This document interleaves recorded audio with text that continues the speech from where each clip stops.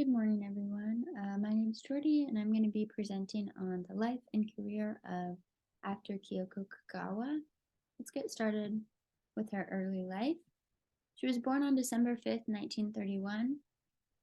She grew up in the Tokyo area of Ibaraki, which is just northeast of Tokyo. And she was somewhat in a limbo after graduating high school in 1949. She wanted to pursue dance and had a passion to become a ballerina. So, in this way, you could say that performance was an important part of her youth. She was actually discovered from the newspaper. She was spotted by the film industry after appearing in the local newspaper, the Tokyo Shimbun, after receiving the Fresh Face Award that same year in 1949. So it kind of jump started her entrance into the industry. So let's look at her career. So in 1949, she began at Shintoho Studio. And as we learned in earlier weeks, Shintoho was one of the big 6 production studios in Japan. Her first film was in 1950, a film called Madokara Tobidase, which translates to Jump Out the Window in 1950. Her earlier roles were more simplistic, but soon directors grasped her potential, and over the span of her career, her characters were more layered, and they grew in depth and dimension. She worked with acclaimed directors and was recognized in a key part of what is considered to be Japan's golden age of cinema in the 1950s and 60s. So this time period includes films like The Seven Samurai, which is shown on screen. Kyoko was not in this film, but it kind of gives immediate value to this impactful age of cinema. She also was very versatile as an actress. Her career spanned on TV shows, commercials, but most predominantly film.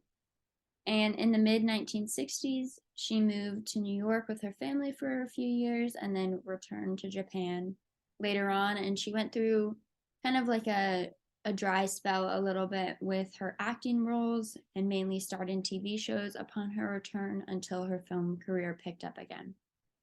So let's look at some of her notable works. Firstly, Tokyo Story, which is what we saw this week for our screening.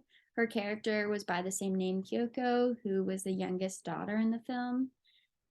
Tokyo Story was directed by Yasujiri Ozu in 1953, and it's considered to be a masterpiece of Japanese cinema as it depicts family dynamics and kind of the nuance of life.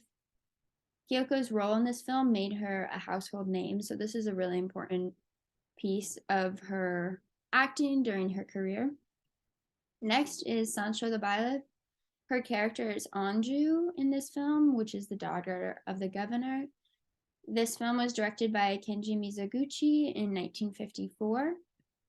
In a press conference later on in 2011, she reflected on her work with Mizoguchi by explaining, quote, "He did not teach how to act on the set, but would make us go through take after take until we got it right.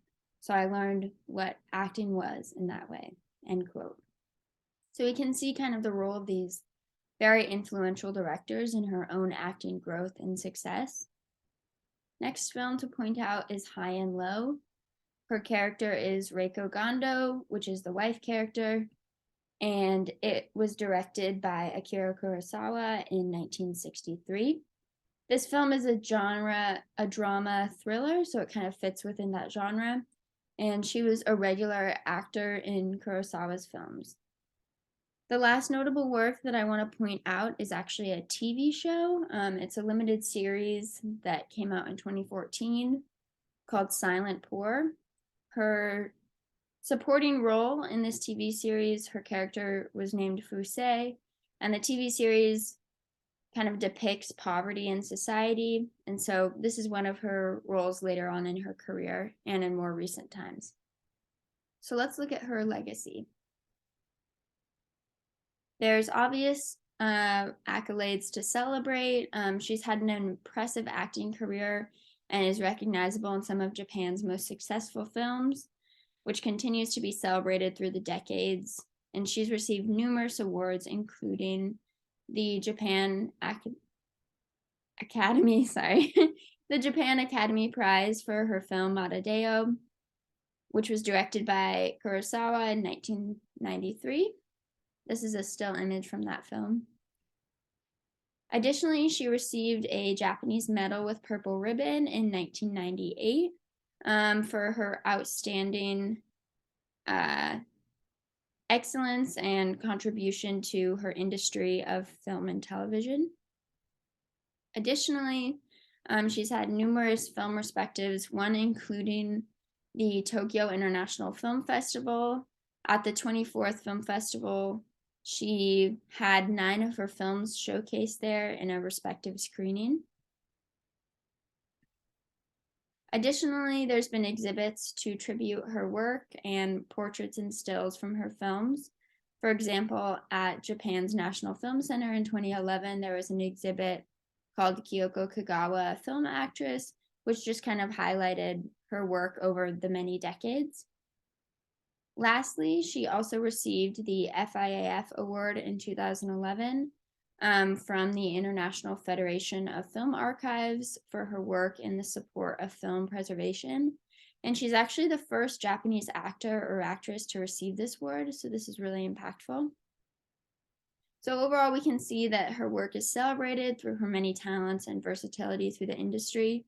It's really valuable to look back on her career and grasp her important roles throughout her life. And she's a living representative from modern cinema, but also from a historically pivotal part of Japanese film. Next, let's kind of discuss her role. So my first question is, in what ways does Kyoko Kagawa's role in Tokyo Story add dimension to the film's narrative and sense of intricate family dynamics? Please reference one scene where her character is present. We see her more in the beginning and towards the end of the film, so I just kind of wanted you to reflect as an audience member what her role means to you. And then lastly, have you seen any of Kyoko Kagawa's other films besides Tokyo Story? If so, which one? Here are my sources. Thank you so much for listening.